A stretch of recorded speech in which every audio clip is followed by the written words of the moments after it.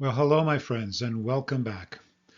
And if you were here last week, you know it was a little bit on the eventful side.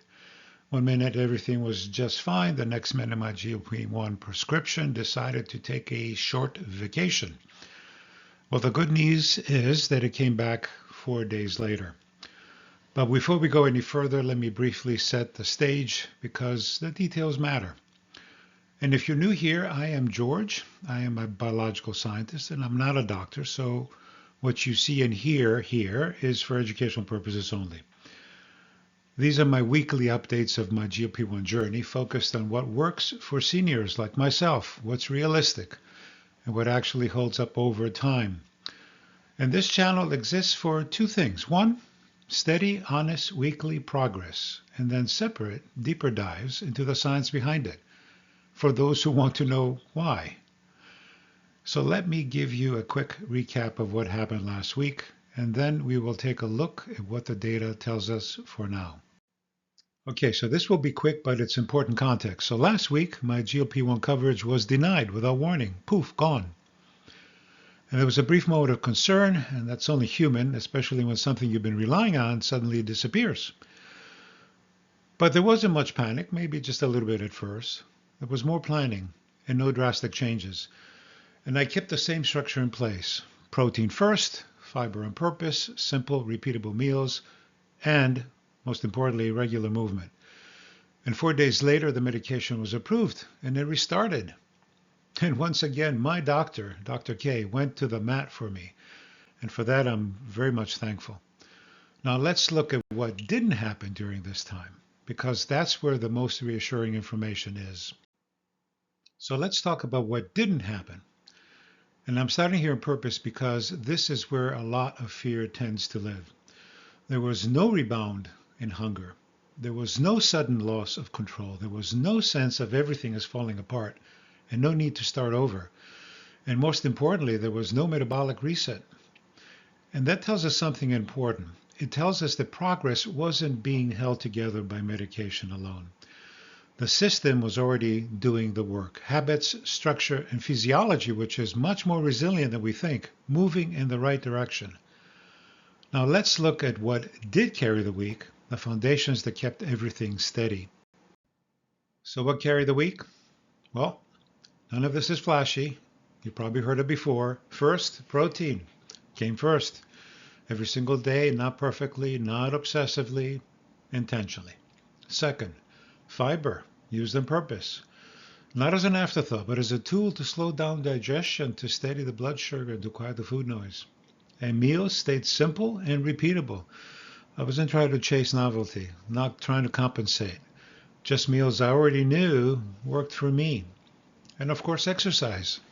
That continued as well. Resistance training and aerobic movement most days, with one intentional day of rest. And that matters because muscle isn't just there to carry you around or to lift your groceries.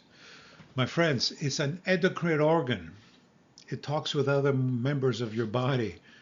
And we'll talk about that more in a future video because I think it's very important. And all of that structure stayed in place. So now let's look at what that consistency produced, starting with the weight trend.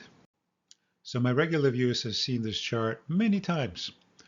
And I want to say this up front. This slide is intentionally boring.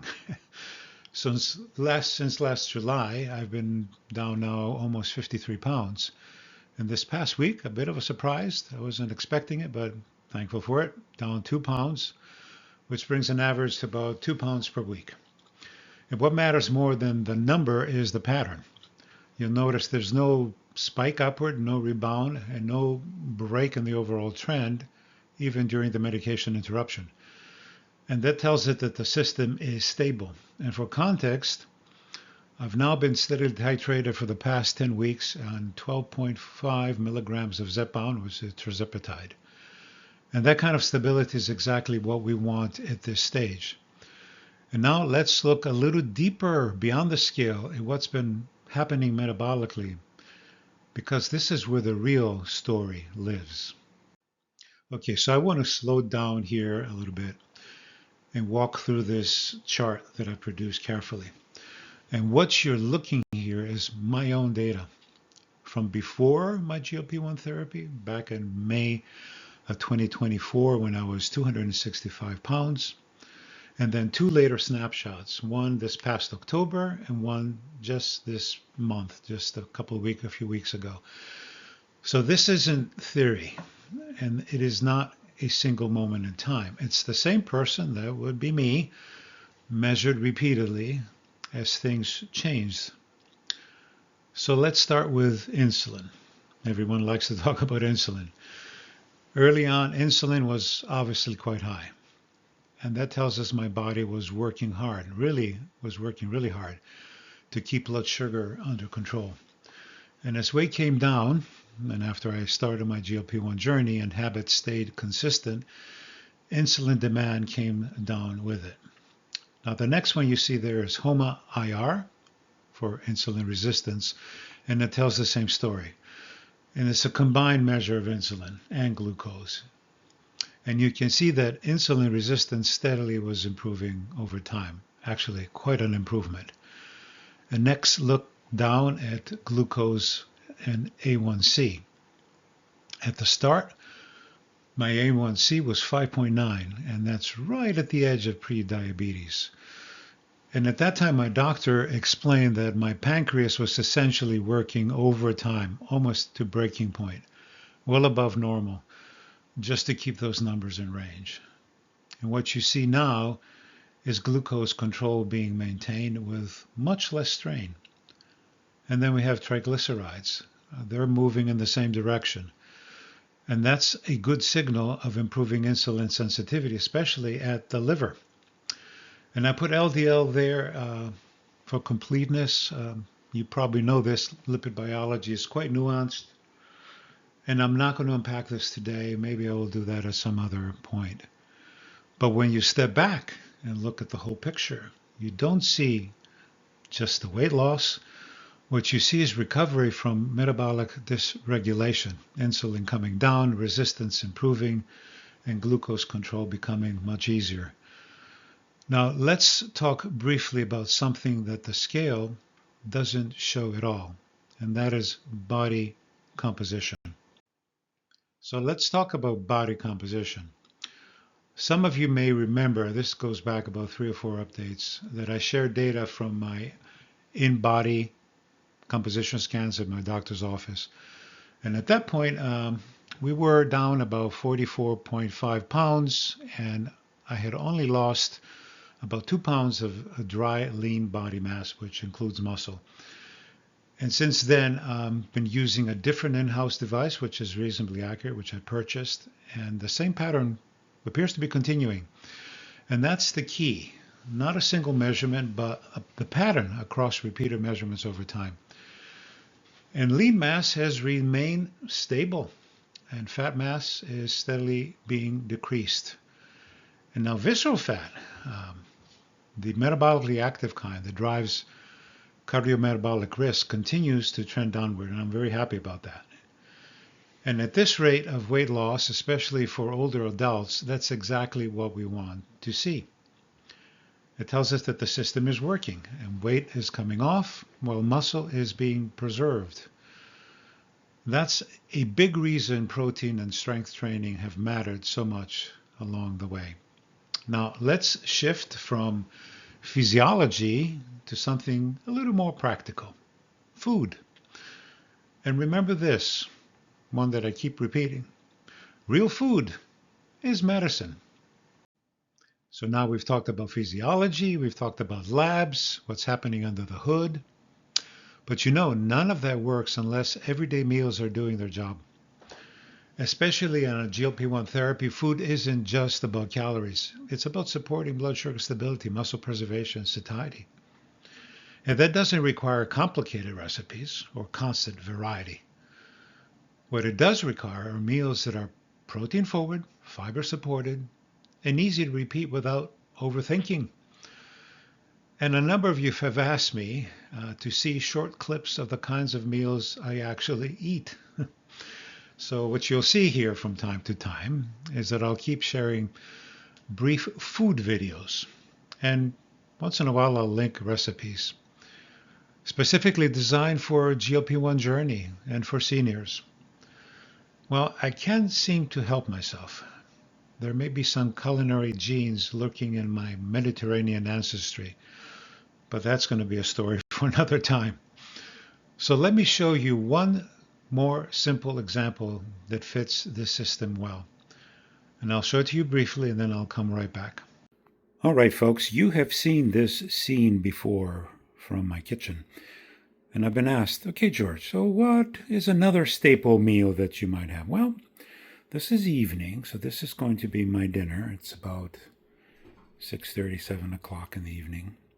And I've landed on this organic French lentil soup by McDougall's. And this thing is loaded with excellent fiber. My goodness, look at this. So, I don't know if you can see it. 16 grams of protein, no added sugars, tons of fiber, 20 grams of dietary fiber, all kinds of things. Folks, lentils are superfood as far as I'm concerned. So, but I've added a few things. So I've added about 3 ounces of roasted chicken. I have added 1 tablespoonful of pumpkin seeds, a sprinkle of olive oil, you can see it there, and some wine vinegar. This is a total meal, and I would highly recommend it. I think the combination is just super, super good and excellent for our GLP-1 journey. So there you have it, folks. I hope you enjoy this. Okay, so welcome back. I hope you enjoyed that. Made me a little hungry. It must be that time of the day again. And what you just saw wasn't meant to impress anyone. It was meant to reassure. That's what a supportive meal looks like in real life. Again, protein forward, fiber supported, and simple enough to repeat without thinking too hard. This is how meals fit into the bigger system. And they help to steady the blood sugar, support the muscle, keep the appetite from swinging wildly from one decision to the next. No perfection is needed here. Not a constant novelty needed either. Just meals that quietly do their job day after day.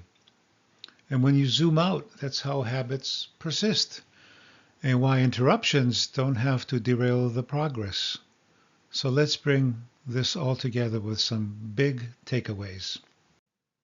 And before we wrap up, I want to pull this together with a few simple but important takeaways. First, progress is physiological. When insulin resistance improves, muscle is supported, and habits are consistent, change happens, even when things aren't perfect. Second, habits persist.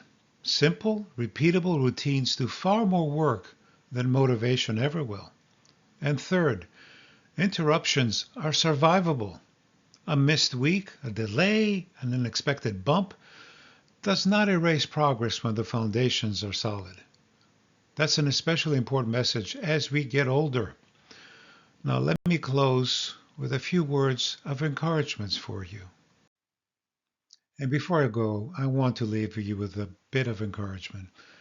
And if you're watching this and wondering whether you can really do this, especially later in life, the answer is yes. And not just yes, but a resounding yes. Not because it's easy, not because it's perfect, but because physiology responds when we give it the right signals, consistently and over time. We're made for that. And even bodies that feel out of tune can start humming again when given the chance. Progress does not require heroics. It requires patience and structure and a little grace when things don't go exactly as planned. And let me say this. I am genuinely encouraged every time I read a comment or hear from someone who's finding their footing again. And if this was helpful to you, please like and subscribe because it really motivates me to keep making these videos and also do the deeper dives where we explore the science together. So my friends, stay curious, be patient with your body, and be at peace. This is George with GLP-1s for Seniors, and I will see you, God willing, next time.